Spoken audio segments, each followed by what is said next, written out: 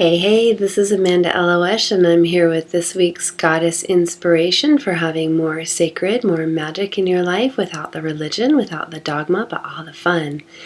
And what I wanted to talk to you, share with you this week, it's in alignment with the primal goddess, the goddess we're focusing on at the Living Wisdom School.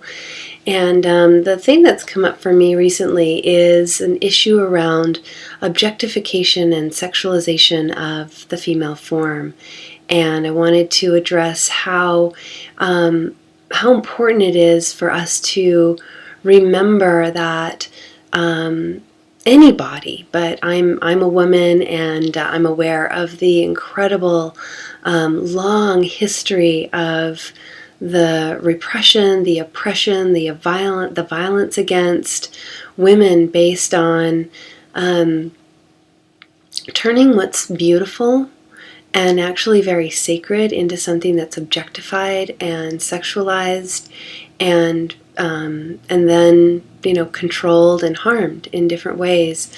For me, the female form is just so beautiful and very sacred. This is the women's bodies are the origin point of all human life, and they do miraculous things. And there's no wonder that there's so much fascination with the female form, because it is beautiful and it is powerful.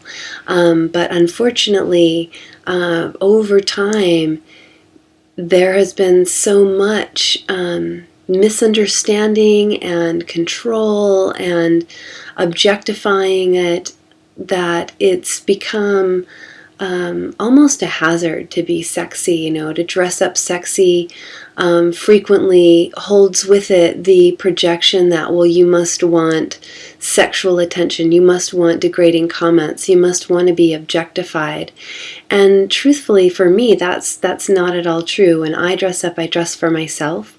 I like to be sexy. Sometimes I like to be all covered up, and I like to keep that to myself.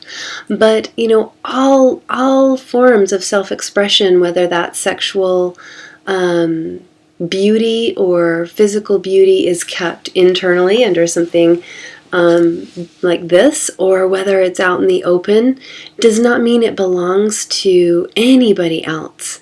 And I want to be a champion of remembering the sacredness of all bodies, but again, as a woman, the female form, whether it's sexy or not, that even a sexy body in a sexy outfit is a sacred thing, and we have a choice as to whether we objectify it and think that it's there for our own disembodied exploitation of it, or whether we honor it and hold it in this place of sacredness.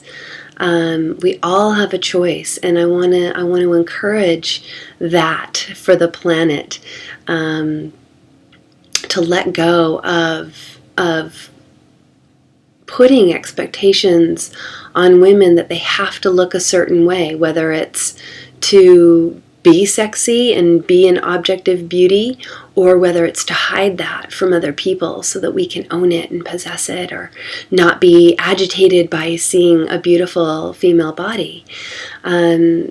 I think it's time for all of us to mature a little bit and to recognize that our perceptions are ours alone, and whatever it stirs up inside of us, it's for us to deal with. And I want to put out there support for women feeling beautiful and feeling sexy, and honoring and expressing it without shame and without guilt. And I want to acknowledge that for generations, I can't imagine that there's one woman who would have access to seeing this video who hasn't personally experienced some kind of harassment, some kind of degrading comment based on how she was dressed, either because she wasn't sexy enough or because she was too sexy. And we also know, all of us are aware of how women have been oppressed and violated in so many ways, from violence to career to financial to legal, ways, social ways, based on a misunderstanding that, and probably a fear of our power as creators of life. The need to diminish it so that it's not so scary, and to make it a profane thing. We've all lost out as a result of that. And I know that there's a lot of built up grief, a lot of built up anger, and we don't really have an outlet for it. And so that can turn into depression, that can turn into low self-esteem, that can turn into all kinds of negative, harmful things, from physical ailments to social ailments to relationship ailments. And we don't need it anymore. We just don't. And so I want to encourage all of you women, first of all, support for being who you are, loving your body without shame or guilt, expressing your sexual, sensual beauty in any way that pleases you for your own personal benefit. And I want to support you in letting go of any pent-up rage, anger, sadness, grief that has happened to you and your ancestors and your sisters and our sisters globally right now, in the past, in the future. And I'm offering a workshop on September 14th here in the East Oakland Hills at the Center for Living Wisdom to turn all that into really helpful energy that actually is healthy and creates vibrance inside. So I want to create a safe space for letting that go and being able to really celebrate who you are as a human being, whether you're male or female. This is open to men and women, but I especially am putting out the call to women to come let go of that old pent-up grief and turn it into something really useful, helpful biofuel for your life. If you're not on my website, get on over there. It has all the information for my workshop. And if you like what you've seen today and you want more, make sure to sign up for my newsletters. They're free, they're weekly.